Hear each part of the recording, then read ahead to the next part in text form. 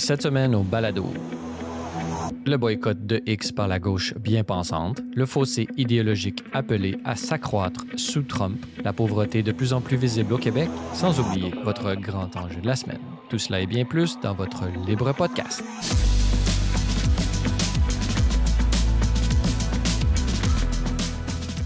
Bonjour et bienvenue à votre Libre Podcast, votre balado hebdomadaire entièrement consacré à l'analyse de l'actualité de la semaine, Libre Média. Je suis Francis Denis en compagnie de mon collègue et rédacteur en chef à Libre Média, Jérôme Blanchet-Grevel. Jérôme, bonjour. Bonjour Francis. Notez que l'ensemble des sujets discutés au cours de ce balado sont également traités en format écrit sur le site web de Libre Média au libre-media.com. Alors, Jérôme, avant d'entrer dans le vif de nos sujets au pluriel, parle-nous, là, tu nous avais annoncé ton voyage à Paris la semaine dernière. Alors, comment ça s'est passé? Ça s'est passé très bien. Comme certains auditeurs le savent, je vais à Paris chaque année depuis 10 ans, parfois même 2 fois par année. Écoute, j'en ai profité d'abord pour faire 3 grandes entrevues pour Libre Média qui vont être diffusées dès les prochaines semaines. Donc, la première, c'est avec Christian Rioux, le correspondant du Devoir à Paris. On avait déjà fait une tournée de Paris là, avec M. Rioux il y a 2 ans, mais là, M. Rioux revient chez nous, mais en grande entrevue. Donc, on lui donne la parole de manière, disons, plus prolongée. On a abordé plusieurs questions, l'État du Québec notamment, sa vision de la réélection de Donald Trump.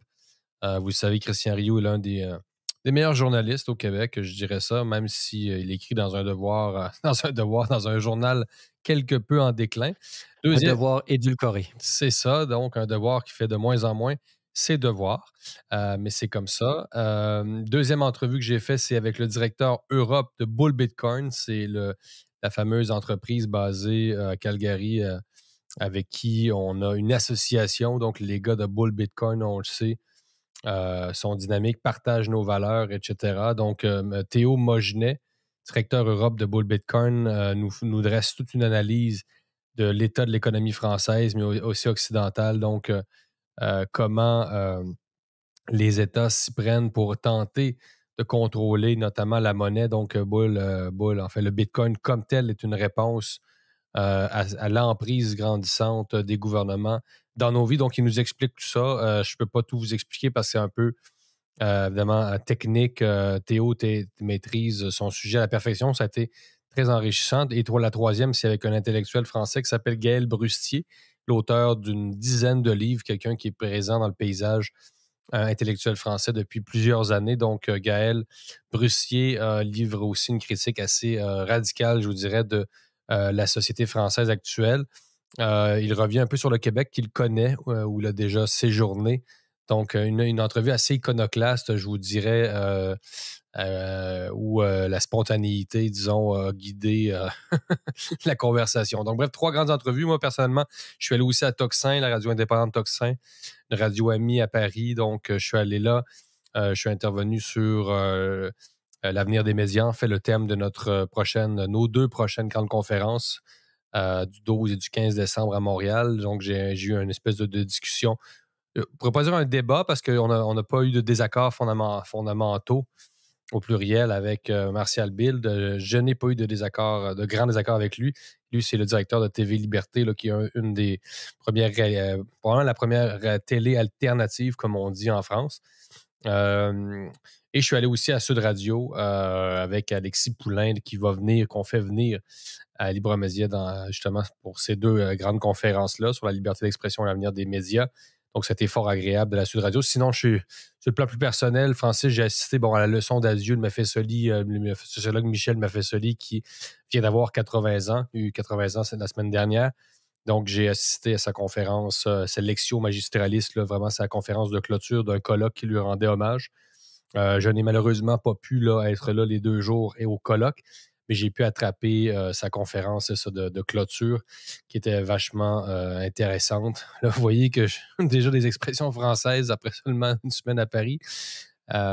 Donc, ça a été intéressant. Puis bon, ça, c'était en Sorbonne. Michel Maffesoli, on le dit à nos auditeurs, pour ceux qui voudraient aller voir, il y a une grande entrevue que tu avais réalisée avec lui, là, qui est disponible sur la chaîne YouTube de Libre Média. Exactement. Donc, bref, en tout cas, je ne veux pas vous ennuyer avec mes histoires parisiennes. Mais donc, c'est ça. Ça a été, écoute, très enrichissant. Bon, il y a des rencontres que j'ai faites, bon, que je laisse secrètes, bon, étant donné mes affaires, que je suis un agent à la fois du Mossad et du Kremlin. Donc, non, on a fait plein de choses. Donc, disons que c'est toujours un marathon, en fait. Là. Pour résumer, c'est des marathons. Quand je vais à Paris, c'est un marathon. Et c'est correct comme ça. Donc, on vient un peu fatigué, forcément, mais je le regrette jamais. Hein. Puis, je suis très fier, en fait, d'être quand même intégré, il faut le dire, au milieu intellectuel français. Je le vois comme un honneur, en fait. Ça reste un milieu, je le sais, Francis, où on a quand même une certaine hauteur sur les choses. Donc, le Paris reste un carrefour intellectuel extrêmement important. Les Français, eux, trouvent qu'ils sont aussi en déclin comme société sur le plan intellectuel. C'est le point de Gaël Brucy qui est convaincu qu'il y a une chute du milieu intellectuel français, du débat public. Je le trouve un peu sévère parce que, bon, je me dis toujours, mon Dieu, s'il venait au Québec, s'il revenait, enfin, il serait beaucoup plus découragé. Mais, mais c'est bien. Puis Libre Média est un média francophone qui, on le sait, bon, des collaborateurs français, comme Anne-Laure Bonnel, que j'ai rencontré aussi, notre fameuse Anne-Laure Bonnel, qui bon, participe toujours une fois de temps en temps à son émission Délit d'opinion. Et Mme Bonnel a des projets pour nous là, que je n'annoncerai pas tout de suite, mais des projets de reportage à l'étranger. Donc, je n'annonce pas le pays, tout ça. Donc, j'ai vu Anne-Laure, puis donc, on est très motivés à continuer à travailler, puis c'est important d'aller voir son monde aussi, nos collaborateurs français.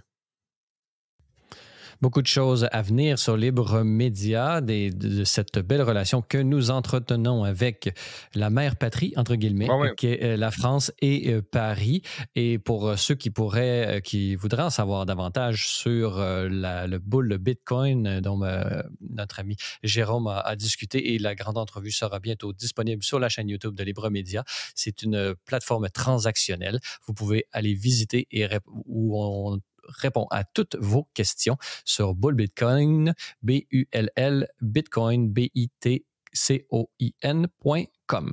Alors, une première nouvelle dont nous allons parler ensemble, mon cher Jérôme, publié sur Libre Média ou libre-media.com, boycott de X quand l'idéologie guide des médias européens. Alors, Jérôme, dans cet article, on parle qu'il y a eu beaucoup de médias en Europe, comme par exemple le The Guardian, ce célèbre journal et site d'information de la Grande-Bretagne, ont annoncé qu'ils allaient retirer leur plateforme de X pour protester contre ce qu'ils appellent la désinformation. Ben oui.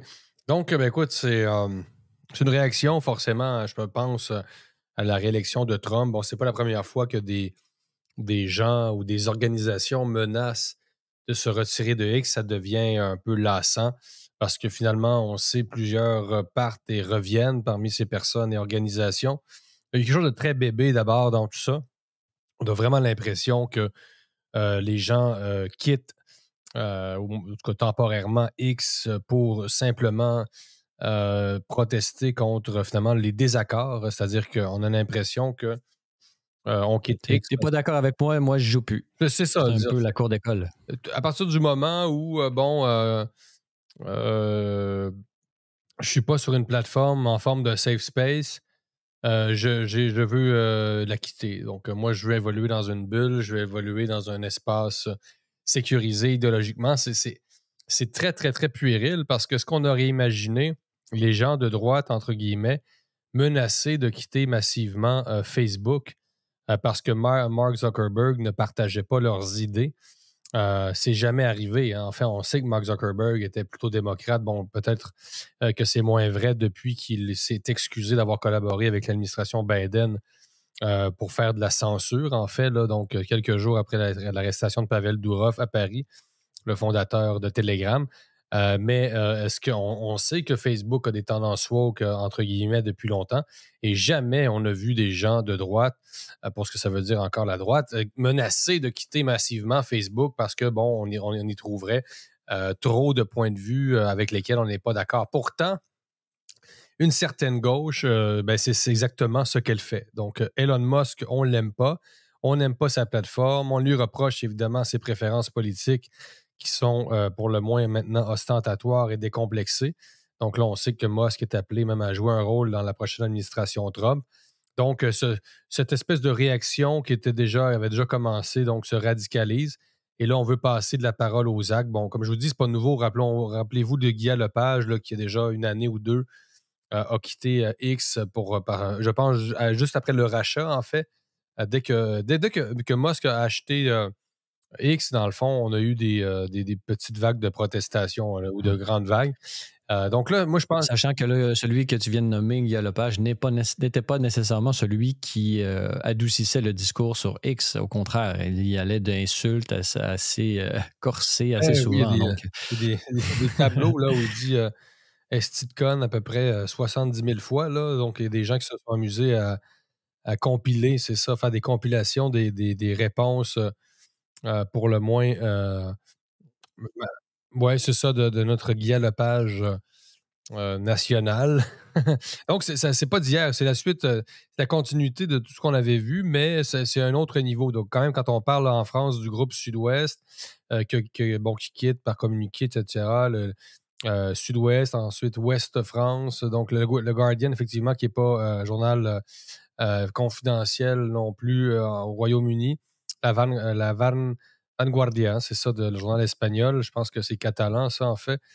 mais peut-être qu'ils vont le devenir justement par le fait de ne plus être sur X. Ils vont peut-être s'isoler et ce sera peut-être ce qui aurait été bon, une lente décroissance et finalement une faillite institutionnelle pour ces médias. Peut-être que ça va devenir presque un suicide, là, parce que là, on pourra pas dire qu'ils subissent leur sort plutôt qu'ils ils l'ont cherché eux-mêmes activement. Effectivement, sur le plan pragmatique, c'est des entrées sur votre site dont vous passez, vous diminuez volontairement, effectivement, le nombre de visiteurs uniques, comme on appelle, sur votre site. Vous privez d'une visibilité énorme en choisissant de vous exclure d'un réseau social sur lequel il y a autant de gens. Donc, on a vu un peu aussi au Canada, on le sait, quand les médias ont demandé, par exemple, de, de, d'obliger Facebook à leur donner de l'argent finalement. Et finalement, bon, Facebook a tout simplement décidé de bloquer leur page sur la plateforme et ils sont doublement perdants maintenant de cette situation-là. Donc, Au Canada, il leur restera plus grand-chose. On peut penser que le Guardian est toujours sur Facebook, là, est disponible pour les Britanniques. Par contre, pour ceux qui sont au Canada, ça va être plus difficile de faire ça. Là. Ils se coupent presque 50% des visionnements. non, effectivement, ben écoute, au Canada, je n'avais pas pensé, mais si vous retirez de X et que vous n'avez pas accès à Facebook, je ne sais pas comment vous pouvez survivre hors subvention.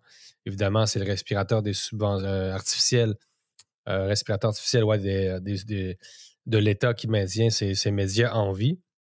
Mais ça, sur le plan stratégique, d'abord, on peut se poser des questions. Mais sur le plan idéologique, c'est ça, j'y reviens, c'est extrêmement immature.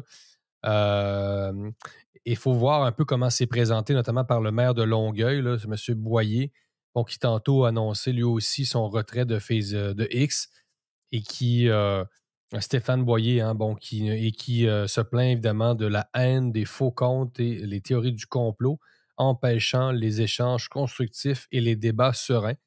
Donc, monsieur quitte également pour Blue Sky. C'est drôle parce que c'est ridicule. Et c'est comme si ces bien-pensants-là, en fait, Stéphane Boyer est le maire de Laval et non pas de de Longueuil. Laval, Mais c'est excusez-moi. pas grave, c'est un détail. La Pardonnez-moi, couronne je sort vers confondais avec le couronne nord et couronne document de sud. reportage. Donc, le maire de Laval, c'est ça, qui vient de quitter X et tout le monde s'en fout, en fait. Vous regardez les réactions. Les gens s'en foutent. D'ailleurs, il n'est pas très suivi.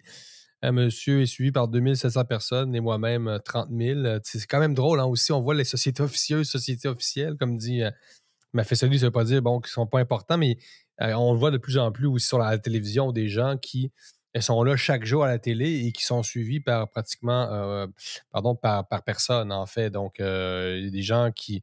On voit qu'il y a vraiment une rupture, en fait, et que de plus en plus, les canaux officiels sont surestimés, mais nettement. Là. En tout cas, bref, moi, j'y vois, c'est-à-dire que ces bien-pensants-là ressentent maintenant le moindre désaccord comme une forme de violence psychologique. Ils sont micro-agressés par le désaccord, le débat. Ils sont micro-agressés par la démocratie, par la nature forcément conflictuels de la démocratie, ont besoin de ce safe space pour se sentir bien psychologiquement. Donc, on est devant une sorte d'hypersensibilité schizophrénique, en fait, là, où toute divergence est perçue comme, c'est ça, de la haine, de la désinformation, du discours haineux. Quoi d'autre, évidemment, on s'en prend au faux compte. Bon, ça, c'est la nouvelle théorie à la mode. C'est vrai qu'il y a des bots sur X, sur Facebook, etc. Mais il y en a beaucoup moins sur X, justement, parce que c'était une des grandes missions que s'était donné Elon Musk à l'achat, c'était justement de se débarrasser de tous ces robots qui boostent artificiellement les statistiques et qui donnent une fausse représentation, là. Donc, il a véritablement fait un grand ménage à son arrivée. Et moi, on le remarque beaucoup, là. Par exemple, on pourrait trouver des gens qui ont, je ne sais pas, mettons sur Facebook, qui peuvent avoir des 800 000 abonnés ou likes de leur page, mais ils se ramassent avec un engagement de 5 à 6 personnes à chaque fois qu'ils publient quelque chose. Donc, on voit que c'est pas du tout organique et on voit que c'est des likes de pages qui ont été achetés par des firmes quelque part, là. Donc, Ouais, au oui, ça contraire, on existe. peut pas. S'il y a des fleurs qu'on peut envoyer à Elon Musk, c'est bien celui d'avoir tout fait pour se débarrasser des robots faux comptes. Ouais, ouais, ouais. Donc, ça existe effectivement, mais toute personne qui vous critique sur X n'est pas un faux compte, là. Même, bon, Paul Saint-Pierre Plamondon récemment avait sous-entendu que, bon, le manque de courtoisie, disons-le comme ça, en ligne, était beaucoup dû à des usines de robots, là, des informations, même potentiellement russes. Donc, non, c'est pas parce que votre travail n'est pas apprécié à Laval que vous êtes la cible de robots. D'ailleurs, je pense pas que la Russie s'intéresse beaucoup à la ville de Laval actuellement, là. Ça m'étonnerait. Donc, oui, c'est ça. Il y a des bots, mais on utilise ça. Ben, c'est comme la désinformation. C'est-à-dire, on le sait qu'il y a de la vraie désinformation. On sait qu'il y a des fausses nouvelles qui circulent sur le web, mais on utilise ce prétexte-là pour faire de la censure, etc. Donc, c'est ça. On veut évoluer dans un espace idéologiquement pur et la vie ne fonctionne pas comme ça. En fond, tous ces dirigeants, ces personnalités-là, hypersensibles, intolérantes au débat, prennent conscience, en fait, sur X, c'est très, très amusant, qu'ils, finalement, sont très impopulaires. C'est donc, la télévision, les canaux traditionnels, officiels, leur fait croire qu'ils sont appréciés, qu'on les aime, qu'ils sont célébrés, mais hop, non, tu arrives sur X et tu te rends compte que je ne fais pas absolument pas l'unanimité. Oui, il y a des gens qu'on appelle les pirates qui peuvent vous picosser en québécois. Bon, j'espère évidemment, personne ne souhaite que les insultes, etc. Mais ils prennent conscience qu'il y a une autre société qui est en gestation et elle ne leur sera pas favorable. Donc, il y a une sorte de choc aussi de la réalité. Et ils préfèrent, un peu comme dans la matrice, rester dans un monde imaginaire et se faire croire que c'est l'ingénierie sociale et écologique qui fait qui appuie les citoyens. Mais non, les citoyens actuellement, il y en a beaucoup qui sont en rupture avec l'establishment. Et bienvenue dans le monde d'aujourd'hui. Et la victoire de Donald Trump s'inscrit exactement là-dedans. Donc, vous pouvez rester dans le déni, aller à Tout le monde en parle, vous faire flatter par Guy Lepage, mais il y a du monde qui existe et qui est vraiment, vraiment pas d'accord avec ce que vous faites. Et vous le dire et vous le signifier, poliment, j'espère, n'est pas de la désinformation. C'est ce qu'on appelle de la démocratie.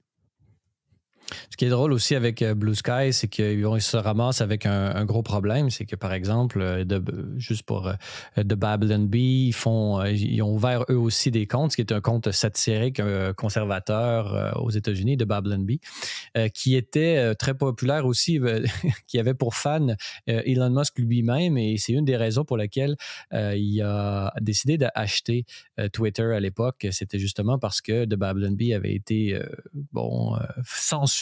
On leur avait enlevé leur compte et lui était un fan et ça fait partie des moments où est-ce qu'il s'est réveillé et s'est rendu compte qu'il y avait de la censure active là, sur Twitter et qui finalement avait décidé de l'acheter, là. Ouais, Bon, de Babylon Bee, ils ont ouvert un compte satirique sur Blue Sky et justement, ils ont fait un post sur X à partir de leur compte Blue Sky pour dire à quel point ils étaient censurés. Leurs 3 premiers tweets, ou dont leurs 3 premiers, je ne sais pas comment on dit ça, la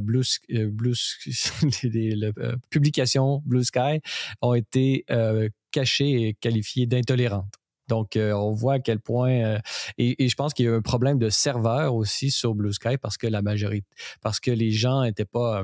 bon, disons, il n'y a pas nécessairement les infrastructures pour répondre à toutes les demandes de censure, mais je pense que dans les premières 24 heures, lorsqu'il y a eu commencé à avoir le mouvement, ils ont eu reçu plus des centaines de milliers de demandes de censure pour signaler des publications qui pourraient être éventuellement offensantes à d'autres. Donc, finalement, je ne sais pas qu'est-ce qui va se dire sur cette plateforme-là parce qu'on sent que, bon, il y a des gens la majorité des gens qui y sont présents ont, disons, la mèche courte. Ça ressemble à quoi d'ailleurs, Francis, Blue Sky, pour les gens qui se demandent est-ce que ça... Bonne question. Je n'ai pas de compte. Je ne suis jamais allé voir tout ce que j'ai. Mais je suis beaucoup de comptes qui rient de Blue Sky en mettant des captures d'écran de ce qui s'y passe et c'est assez drôle. mais Blue Sky, en fait, c'est Blue pour quasiment pour le Parti démocrate. Donc, c'est le lieu où est-ce que les démocrates vont se gratter le bobo en gang pendant 4 ans, j'ai l'impression. Mais je pense pas que ça fasse long feu parce que c'est justement le débat qui rend les choses intéressantes. Là. Parler toute la journée avec des gens qui pensent comme toi, il n'y a pas d'échange d'informations, il n'y a pas d'approfondissement. Donc, alors, c'est ça. Je pense pas que ça puisse aller. Mais il essaie de faire de la pression un peu de cette manière-là. Et là, ce que je me rends compte, par exemple, la semaine hier, Éric Duhem, sur sa page X, a dit « Non, merci, mêlez-vous de vos affaires » par rapport à une publication ou un article publié dans Vie numérique dans la plateforme La Presse et où est-ce que le titré « Les politiciens canadiens invités à quitter X ».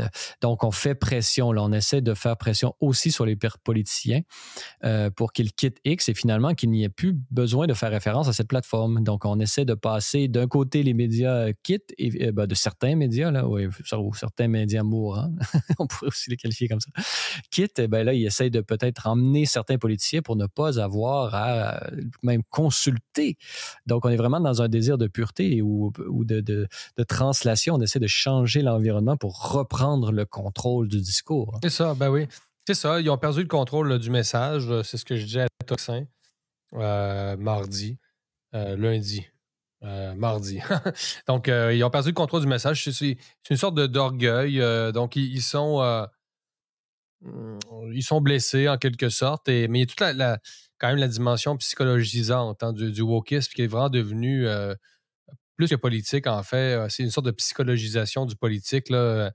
J'en parlais dans une recension du dernier livre de Catherine Dorion. Donc, tu sais, on lit le livre de Catherine Dorion et après 300 pages, on se demande vraiment où sont les revendications politiques. C'est-à-dire, au-delà de sa détresse psychologique, on se dit quels sont ses objectifs. Est-ce que c'est améliorer la vie des Autochtones? Est-ce que c'est vraiment améliorer l'environnement? On comprend qu'elle est écolo, mais elle ne propose rien de concret pour l'environnement. Donc, c'est toujours essayer de fuir son mal-être. On ne sait pas contre quoi on se bat. Finalement, on se bat contre ses démons intérieurs. Et tout est perçu comme micro-agressant, hein, comme une... donc, c'est ça. Tout est perçu comme une forme de violence psychologique. L'individu est constamment sous pression par quelque chose qu'on n'arrive pas à définir. Et donc, l'individu, en fait, est plus capable de vivre en société. C'est un individualisme radical où on aimerait se passer du monde, finalement, pour vivre. On a vu ça durant le confinement. Donc, une société complètement atomisée, mais on persiste à croire qu'on appartient à une collectivité, à Québec solidaire, etc. C'est le commun, mais il n'y a plus de commun parce que c'est une société qui est fragmentée aussi, culturellement notamment, là. Mais c'est ça, tu sais, Cette volonté de contrôle, donc, pour surfer un peu sur ta question de la psychologie, là, est-ce que tu penses que, d'une certaine façon, une Catherine Dorion, par exemple, cette prétendue punk, là, si on en croit Joe Rogan, c'est les conservateurs qui sont les vrais punks d'aujourd'hui. Ce n'est pas la gauche caviar qui se fait ça une coupe paraît, Longueuil. Je me fais un tatou pour avoir la punk, mais je pense pas qu'il y a un lien de causalité entre les deux. Maintenant, est-ce que tu penses que justement cet ultra-individualisme, peut-être, cette volonté de contrôle, c'est justement l'incapacité à voir que le monde extérieur à moi est différent de moi et donc j'essaie de par ce contrôle-là d'identifier l'extérieur à moi. Donc, il n'y a plus d'altérité. C'est la volonté d'inclure, de faire en sorte que le monde corresponde à mes désirs. Oui, oui, c'est ça. Ben, effectivement. Donc, on le voit aussi dans la théorie du genre, là, c'est-à-dire qu'il n'y a plus de normes. Il y a plus, donc, c'est toi comme individu qui doit dicter à tout le monde, en fait, ton identité sexuelle et les gens doivent l'avoir devinée. Donc, tu imposes à des millions de personnes, en fait, ton identité de genre et tu leur dis qu'ils doivent, c'est ça, avoir lu, en fait, ton identité telle qu'elle est censée s'exprimer. C'est absolument délirant, là. Donc, il n'y a plus de normes, il n'y a plus de commun. Et probablement que ces gens-là, je ne sais pas, répondent effectivement à probablement qu'ils ont l'impression C'est-à-dire de perdre le qu'ils contrôle. veulent imposer une nouvelle norme. C'est ça que tu disais la dernière fois, je crois. Oui, mais C'est-à-dire qu'il n'y a pas d'absence de norme. ils recréent, c'est-à-dire on déconstruit toujours pour construire quelque chose. Donc, ils vont recréer une norme, effectivement, qui est collective, mais il faut voir quand même la fameuse vidéo là, du type en France qui est sur un plateau de télé dont les gens et qui dit qu'est-ce qui vous fait dire que je suis un homme? Et là, bon, le type est un homme, et là, tout le monde se regarde en voulant dire fuck, là. C'est- et les gens sont pas du tout hostiles à lui. Les animateurs sont pas dans. C'est pas Éric Zemmour du tout, là. Et là, tu te dis, OK, la personne, elle, est convaincue qu'elle elle doit imposer, en fait, à tout le plateau, mais c'est-à-dire à toute la société, sa perception très privée, en fait, d'elle-même, là, très personnelle. Donc là, on est vraiment quand même, c'est ça, dans le refus du monde extérieur. Là, le monde extérieur ne peut pas deviner que, monsieur, vous êtes une femme. Là. Je veux dire, c'est délirant quand même. Donc, en tout cas, bref, C'est oublier que l'identité se construit dans l'altérité aussi. C'est-à-dire on est c'est dans à le regard de partir de l'autre. l'autre Ouais. différent de moi qui me permet d'être moi-même. Ça, c'est mieux C'est comme le même la monde. Ouais. deuxième stage, c'est même un stade de l'identité de l'enfant lorsqu'il commence à dire non. Tu dois le savoir, toi Jérôme. Il commence à dire non. Il dit non justement pour s'affirmer comme personne autre que l'extérieur. Mais c'est justement dans la formation à l'autre qu'on devient soi-même. C'est ça. Ben, tu parlais de tatou, là. Ben, c'est ça. En général, on se fait tatouer pour que les gens le voient, là, votre tatou. En tout cas, peut-être ça dépend où vous le mettez, là, votre tatou. Mais euh, il y a effectivement, on se demande pourquoi faire quelque chose si personne ne le sait. Donc ça, c'est vieux que bon. Puis évidemment, c'est contradictoire. Il y a plein de logiques contradictoires dans la société. Là.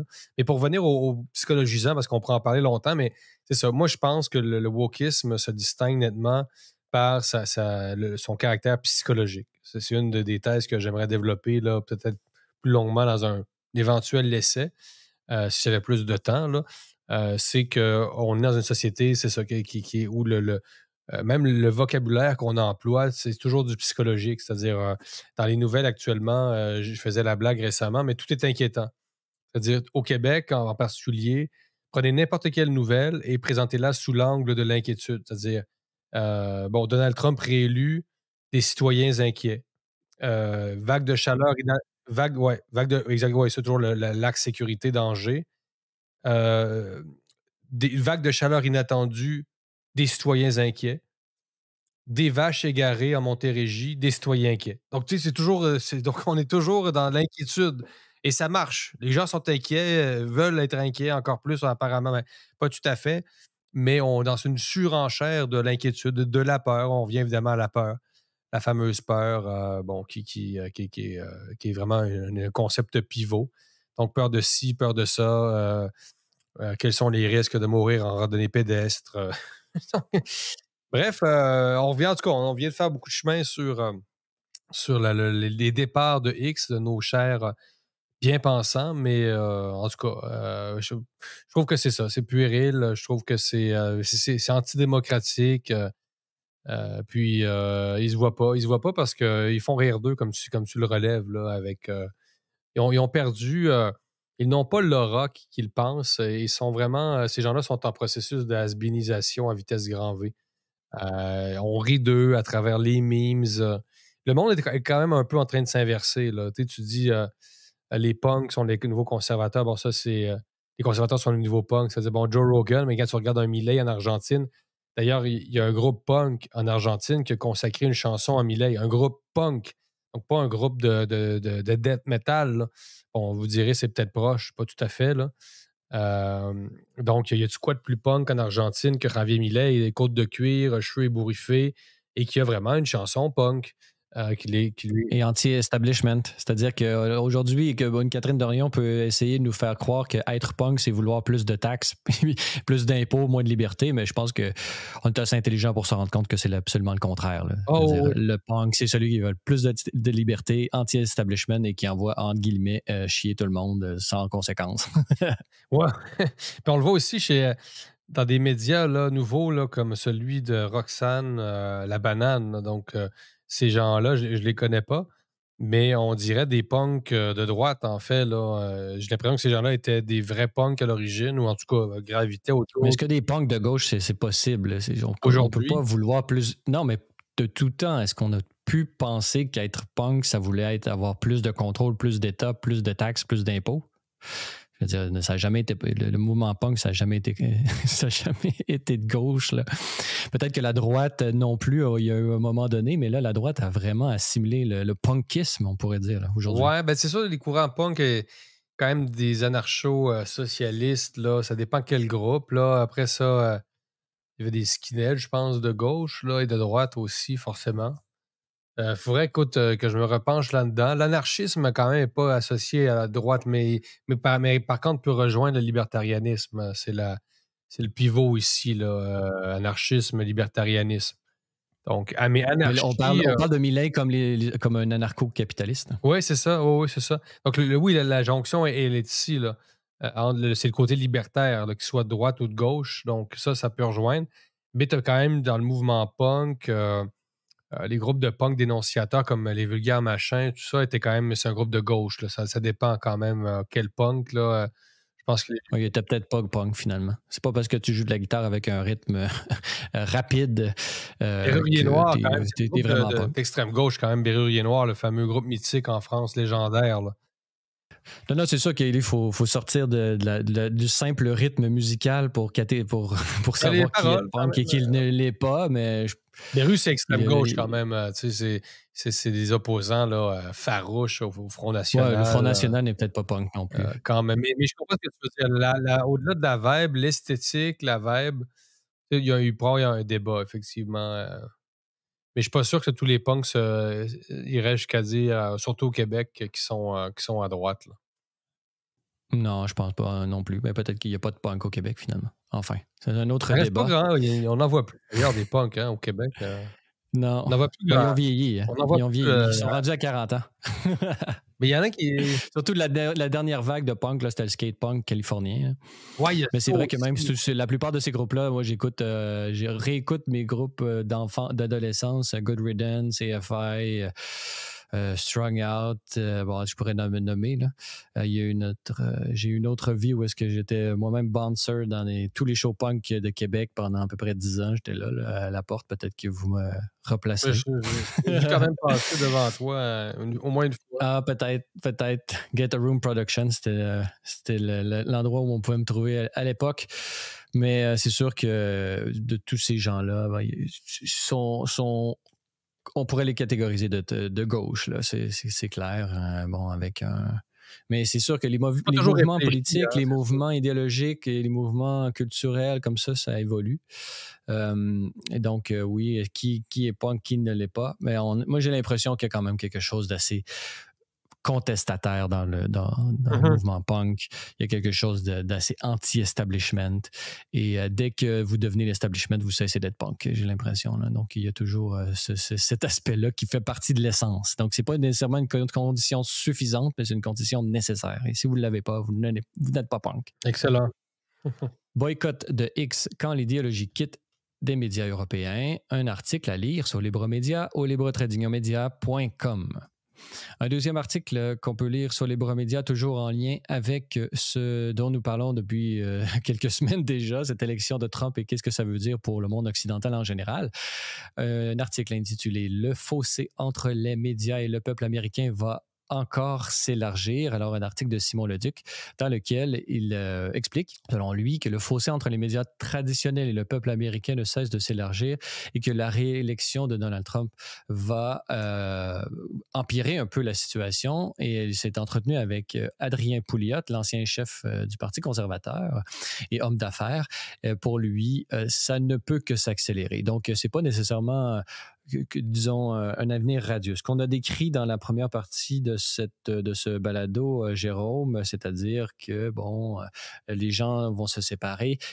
Pour lui, pour Adrien Pouliot, ça ne reviendra pas. Là. C'est-à-dire que disons, la gauche va être encore moins parlable.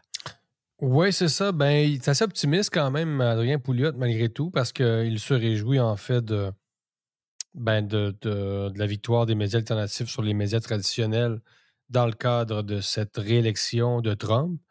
Est-ce que la gauche est appelée à se radicaliser sur Blue? Et à s'isoler. À court terme, À on le s'isoler. voit. Écoute, elle n'aura quand même pas le choix de composer avec le choix des millions d'Américains. Remarque que les démocrates ne sont pas partis pour ça avec l'autorisation d'envoi de missiles à longue portée en Ukraine, ce qui est un geste incroyablement antidémocratique. Là. La Russie, d'ailleurs, aurait déjà répondu avec un missile dit intercontinental. Donc, il y a effectivement une escalade qui, j'espère, ne se poursuivra pas.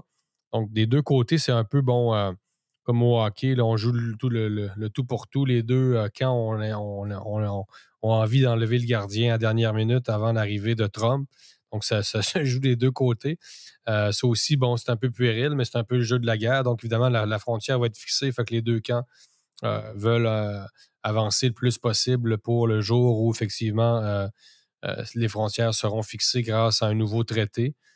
Mais écoute, c'est ça. Écoute, Adrien Pouliot, lui, pense que ce phénomène-là de décalage entre les grands médias et la population va s'accélérer au Canada notamment. Donc, lui, il entrevoit, en fait, il prévoit que ce phénomène-là va s'accélérer non seulement aux États-Unis, mais au Canada. Donc, ce qui pourrait vraiment laisser le champ libre à Pierre Poilievre dans les prochains mois, en fait. Là. Donc, pour lui, c'est effectivement Adrien Pouliot, c'est irréversible, cette dynamique-là. Il revient aussi sur les politiques économiques de Donald Trump. C'est un peu ça paradoxal parce que, Trump est très apprécié à droite, mais c'est quand même un protectionniste. Hein. C'est un nationaliste économique, comme le dit M. Pouliot. Donc, c'est quand même un peu curieux. Ben, c'est pas curieux. Il y a des affinités entre Milei et Trump, mais si Trump était Milei, jamais il aurait une politique protectionniste. Hein. C'est donc, il y a quand même beaucoup de nuances à faire. Donc, pour ceux qui pensent qu'il y a un camp de droite qui est homogène, qui s'entend surtout sur le continent, en fait, non. C'est pas un bloc qui est si homogène que ça. Et d'après moi, il doit, à l'intérieur même de la prochaine administration Trump, contrairement à ce qu'on raconte, je pense qu'il y a des débats. Kennedy Jr., qui vient d'arriver là, et qui est photographié dans l'avion avec un Big Mac. Comprenez, c'est pas tout à fait la même ligne. Là. Donc, mais lisez ça. On a toujours, je trouve, des bonnes entrevues. Simon nous fait de bonnes entrevues de fond. Je trouve ça bon. Je trouve qu'on fait du bon travail. Oui, tant mieux. On travaille très fort pour vous apporter le meilleur contenu alternatif pour l'instant. Espérons qu'on devienne les médias mainstream de demain Ouais. et que nous aurons le plus d'influence et peut-être pouvoir rectifier la situation, une situation à la fois économique et civilisationnelle qui est d'une certaine façon malheureusement en pleine décadence. Alors, le fossé aussi entre les médias traditionnels et le peuple américain, mais on peut élargir ça là, au Québec. Il y a une question générationnelle aussi. Là. Je pense que il y a sur Net Tendance 2024 et un article même sur la presse là, qui reprenait ce sondage-là. On montre à quel point il y a une fracture entre dans la consommation générationnelle, dans la consommation des nouvelles, où est-ce que les gens vraiment, quelles sont les sources d'information. Et on montre, par exemple, que dans les médias traditionnels, c'est 84% des 55 ans et plus qui se vont encore s'abreuver de nouvelles chez les médias traditionnels. Contrairement à 27% sur les réseaux sociaux, et là, ça va jusqu'à 55% pour les sites d'applications d'information. Donc, on est vraiment encore à la télévision là, pour ce qui est des vieilles générations, mais ça baisse drastiquement là, à 46% pour les 18-34 ans. Là. Donc, une question de changement technologique là, qui est en train d'apparaître. C'est clair. Donc, on ne peut pas ignorer effectivement le facteur démographique, le vieillissement. Forcément, avec le départ des boomers, il va y avoir une nouvelle société. Il faut quand même le prévoir. Donc, des groupes comme TVA, en fait, ne survivront probablement pas à la mort des baby boomers. Là, je sais qu'ils ont beaucoup de problèmes avec ce mot-là, la mort. Là. Donc, je ne vais pas heurter personne aujourd'hui, là, mais c'est clair. Donc, je ne sais pas, ces groupes-là, est-ce qu'ils se préparent à faire cette transition-là? J'en suis pas certain. On dirait qu'on refuse. Hein, il y a beaucoup de déni dans l'air.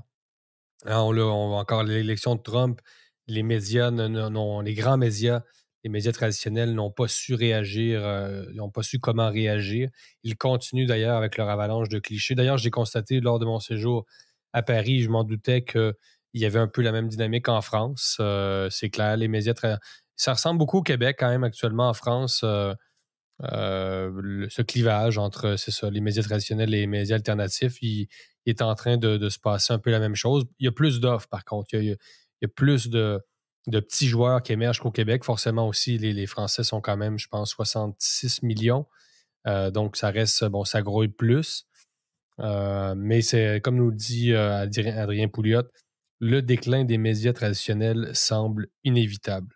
Donc, il y a vraiment un passage. On est en train de passer d'un monde à l'autre sur le plan de la communication, sur le plan de l'information. Bientôt, les politiciens vont venir cogner à notre porte, en fait, euh, pour, euh, pour rejoindre un auditoire qu'ils ne comprennent pas, en fait.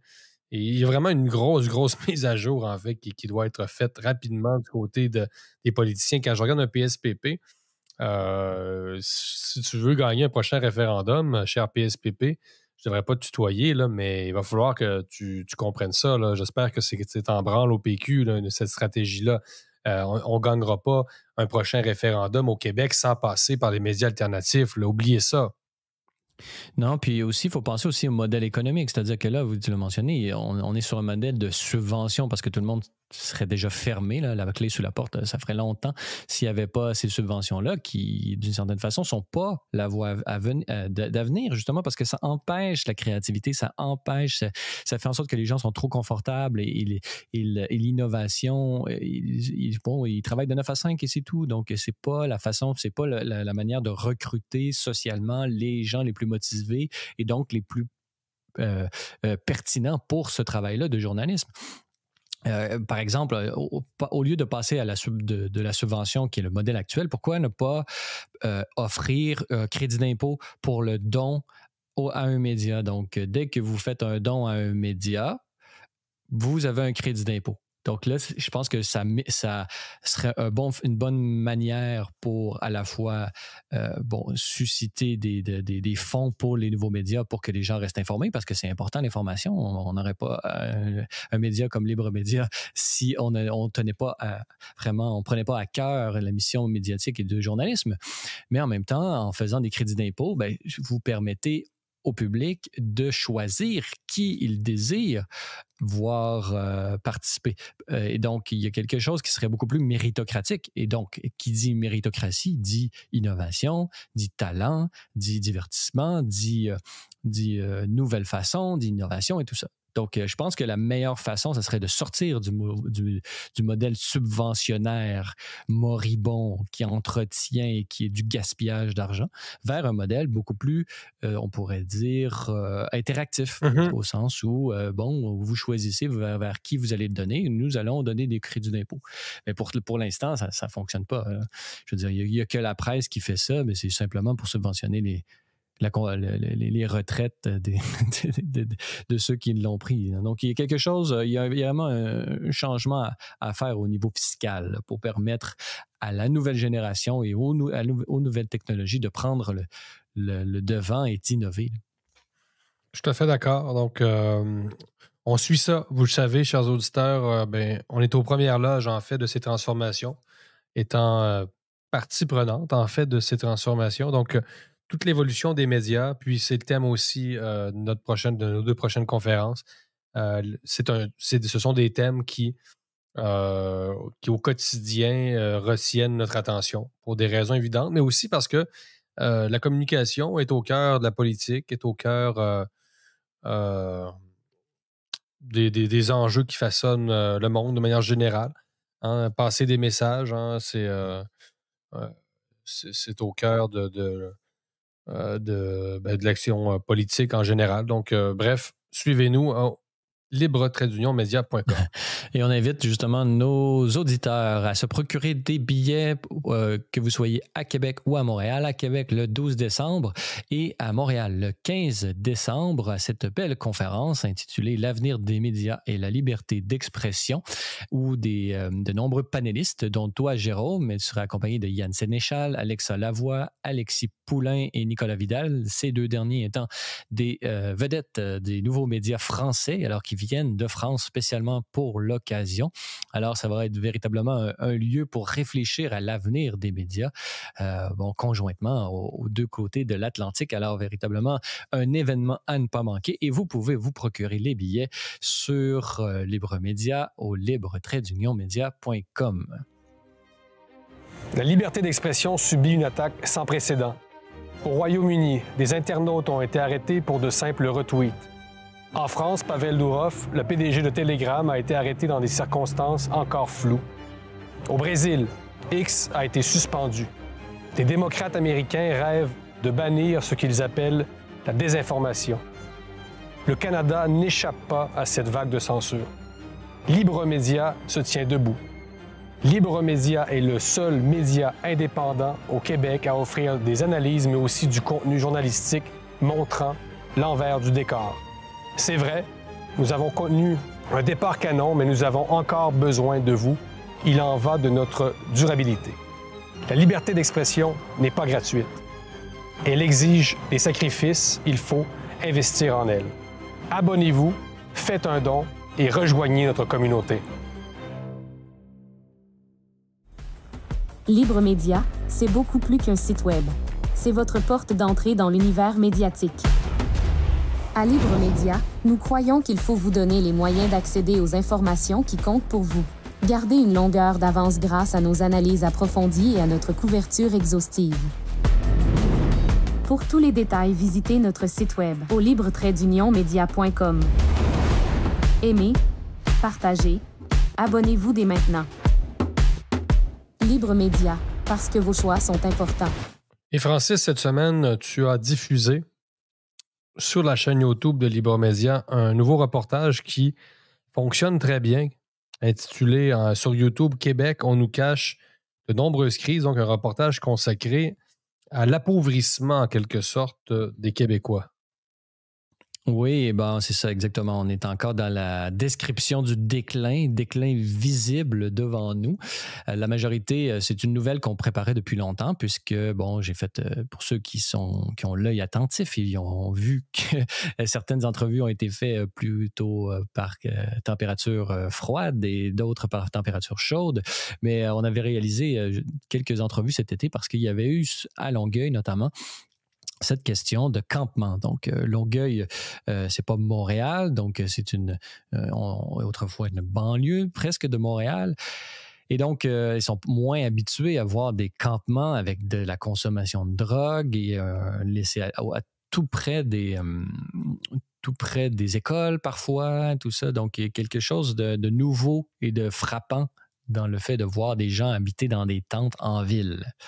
Donc, cette question, on l'avait traitée, j'ai fait plusieurs entrevues durant l'été et pour justement parler de la crise, pour qu'est-ce qui fait en sorte qu'on voit des tentes. Et une des questions, une de ces des réponses à cette question, c'est la crise de la drogue, la crise de la consommation, la crise des opioïdes, la disponibilité des drogues et le laxisme juridique et policiers, entre guillemets, face à cette consommation. On le sait avec Justin Trudeau, il y a eu énormément comment je pourrais dire, de laisser aller à ce niveau-là dans la lutte contre le trafic de drogue. Donc, quelles sont les conséquences de ça? Ben, la conséquence, c'est de voir des gens qui sont concentrés, ils se concentrent, la majorité de leurs activités est dédiée à trouver de la drogue et à la consommer. Bon, c'est une question, il arrive à un moment donné, ça devient un besoin physique, là, le corps s'habitue et ça prend la dose. Donc ça, c'est toute la biologie de la dépendance à certains narcotiques là, qui est derrière. On n'entrera pas là-dedans, le reportage ne le fait pas non plus, mais ce qu'on voit, c'est justement toutes ces campements, ces tentes, ces regroupements même de toxicomanes qui sont complètement à temps plein dans la consommation de drogue. Et on le sait, ces gens-là, ils ne peuvent pas travailler, ils ne peuvent pas rien faire. Donc, comment est-ce qu'ils se procurent cette drogue-là? C'est souvent en volant, en faisant... il y a tout un réseau, il y a toute une déclinaison de criminalité qui découle de la consommation de drogue. Donc, c'est ce qu'on voit dans nombreuses villes. On voit ça aussi à Longueuil. Pour quelle est la cause? On ne va pas jusque-là, mais c'est clair que ça, c'est, disons, un adage assez commun, c'est que légaliser, c'est encourager. C'est-à-dire que lorsque vous légalisez quelque chose, vous entérinez un peu, oui, son existence, mais aussi le fait qu'on ne combat pas cela. Donc, moi, je dirais plutôt comme Stephen Harper avait dit lorsqu'il était premier ministre, c'est-à-dire que la drogue détruit les vies. Là. Là, c'est pas, on ne s'aventure pas dans l'aventure, dans la drogue ou dans la consommation de drogue sans en payer le prix. Et je pense que la société en général et les politiciens en particulier ont cessé d'avoir ce message. Ils ont cessé de dire et de lutter contre la consommation de drogue. Et ça fait ce qui fait qu'il y a de nombreuses vies qui sont ratées, qui sont gâchées et et là, c'est lorsque ça atteint un certain niveau démographique, là, ça commence à toucher d'autres personnes qui n'ont pas fait ces mauvais choix-là. Et donc là, on voit de ces campements-là, on voit des voisins qui subissent ces effets-là. Donc, on a une dame, Katharina, qui parle elle habite pas trop loin et elle a vu une explosion de la criminalité, elle s'est fait voler, tout ça. Donc, c'est des choses qu'elle n'avait jamais vues. Donc, vous imaginez, quelqu'un qui arrive, qui achète son bungalow, qui élève ses enfants, sa famille et tout, et là, tout va bien pendant des années, et là, boum, là, il commence à y avoir des gens qui traînent, qui tournent autour de la maison, ils se font voler, ils se font défoncer, ils se font ci, ils se font ça. Donc, c'est la rapidité aussi avec laquelle les quartiers se transforment, mais négativement. Oui, exactement. Et donc, il y a quelque chose de frappant là-dedans. Donc, j'ai interrogé aussi dans le cadre de ce reportage l'économiste bien connu au Québec, là, Vincent Gelozo, qui est professeur aux États-Unis, à l'Université George Mason, en Virginie. Et justement, lui, ce qu'il montre, c'est que, d'un côté, il y a le problème de la drogue, mais lui, il va plutôt s'arrêter sur l'autre cause, parce que c'est multifactoriel, mais il y a une autre cause. Cette cause-là, c'est le manque de logement. Et pour lui, le manque de logement est clairement dû à un problème de surréglementation du domaine de la construction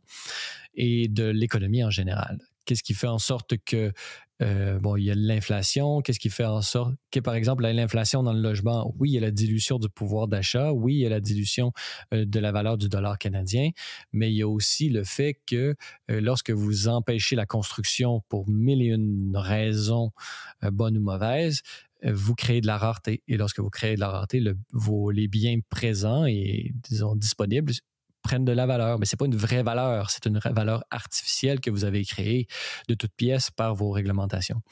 Donc, pour lui, le problème se règle en réglant...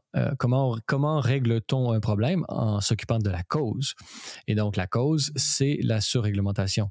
Mais là, le problème, c'est qu'on a beaucoup de politiciens qui arrivent avec, comme solution, une couche de plus de problèmes. C'est-à-dire qu'ils veulent s'impliquer eux-mêmes dans la construction de logements, ce qui va avoir nécessairement un effet délétère sur le domaine de la construction, parce que ça va faire augmenter des prix, ça va empêcher le marché. Donc, pour lui, c'est laisser le marché. Il faut vraiment libérer le marché de la construction au Québec. Aussi, il parle des métiers, liés aux différents corps de métiers dans la construction, qui est exagéré, qui pourrait être simplifié, un peu comme l'Alberta et tout ça. Donc, problème de réglementation. Donc, dans la conclusion du reportage, en gros, c'est pourquoi voit-on des villages de tentes apparaître ici et là? C'est qu'il y a une trop grande réglementation d'un côté, dans l'industrie de la construction, et de l'autre, une sous-réglementation dans l'utilisation des drogues. Ben oui, OK. Donc, et là, on pourrait faire du complot et dire que, les gens ou les gouvernements veulent que les gens soient drogués pour qu'ils soient dépendants pour pouvoir faire grossir la machine. On n'ira pas jusque-là, mais c'est quand même la conséquence. C'est celle-là. Donc, plus les gens sont dépendants, moins les gens sont capables de prendre leur destin en main, plus ils vont être dépendants du gouvernement, plus lui va se sentir légitimé à grossir. Donc, on est dans un cercle vicieux et il faut donc renverser la tendance. Donc, comme on l'a dit, comme je le dis souvent, il n'y a pas d'absence de règles, il n'y a jamais d'absence de règles, il y a une translation, c'est-à-dire que ça bouge. Donc, d'un côté, la surréglementation appelle à une sous-réglementation. Il faut renverser la tendance, réglementer comme il se doit l'utilisation, la vente et de drogue, et aider les personnes qui en souffrent. Les aider non pas en leur donnant de la drogue, mais en faisant en sorte qu'ils se désintoxiquent, qu'ils rentrent en désintoxication. Ça fait référence aussi à un autre reportage que j'ai fait à Los Angeles, là où est-ce que la directrice des communications du Parti républicain de Los Angeles disait exactement ça. Et de l'autre côté, il faut enlever de la réglementation au niveau de la construction. Donc, beaucoup de choses à faire dans ce Québec immobile et incapable de voir en dehors de ses ornières dogmatiques les différents changements sociaux. Une autre conséquence d'une autre translation religieuse, celle-là, on pourrait référer à mon livre pour ceux qui veulent apprendre davantage là-dessus. Mais allez voir ce reportage-là intitulé « Une culture de la pauvreté au Québec ». Oui. Et qui est disponible sur la chaîne de YouTube de Libre Média. Toi, tu l'as vu, qu'est-ce que tu en as pensé là, en tant que rédacteur en chef? Oui, je l'ai évidemment regardé puisque, effectivement, je garde un certain œil sur pas mal tout le contenu qui se publie à Libre Média. Évidemment, c'est mon rôle de rédacteur en chef. Je trouvais ça très bon. Écoute, c'est un portrait qui sort évidemment des sentiers battus. Un bon rythme aussi là, sur le plan plus technique. Une variable, par contre, peut-être dont on pourrait discuter là, avec M. Geloso, c'est l'immigration. Il a déjà posé la question, mais je l'ai vu un peu dans les commentaires aussi. Là, les gens sont d'accord avec M. Geloso, mais ils lui disent quand même que l'immigration... Mais c'est la rareté. C'est-à-dire que plus vous faites rentrer de monde, plus vous créez une rareté. C'est une rareté, une couche de rareté supplémentaire mise sur le marché immobilier. Moi, je pense que c'est les deux. Là. Je pense que oui, c'est surréglementé, mais ce serait quand même difficile de ne pas identifier l'immigration comme au moins l'une des variables dans l'équation. Là. C'est-à-dire quand on fait rentrer un demi-million de gens par année dans un pays de 38 millions, là, qui serait rendu à 40 millions pour ces raisons-là, j'ai quand même de la misère à concevoir que ça ne pèse pas quand même sur la demande. Là. À Québec, on le voit aussi. Mais M. Geloso reste quelqu'un de très sérieux. Mais je pense que quand même, l'immigration est un facteur. Mais sinon, c'est ça, le reportage en tant que tel. J'ai trouvé que le témoignage aussi du dernier intervenant, qui est une personne à la rue finalement, qui raconte la situation. Donc, on a quand même 3 personnes de 3 milieux différents, 3 perspectives, mais complémentaires. Hein. Donc, Puis justement, le gars là, Devin qu'on voit dont le campement va éventuellement être démantelé, c'est pas en train d'être fait en ce moment même. Il m'a fait penser un peu à tes réflexions parce qu'il s'est fait sortir de son logement parce que ses enfants faisaient trop de bruit. Donc, on est encore. On voit que son propriétaire a utilisé une des raisons liées au sanitarisme, là, à cette volonté de tout garder sous contrôle et de ne pas faire de bruit. Là. Effectivement, oui, cette société le silence. La tranquillité. Comme projet de société.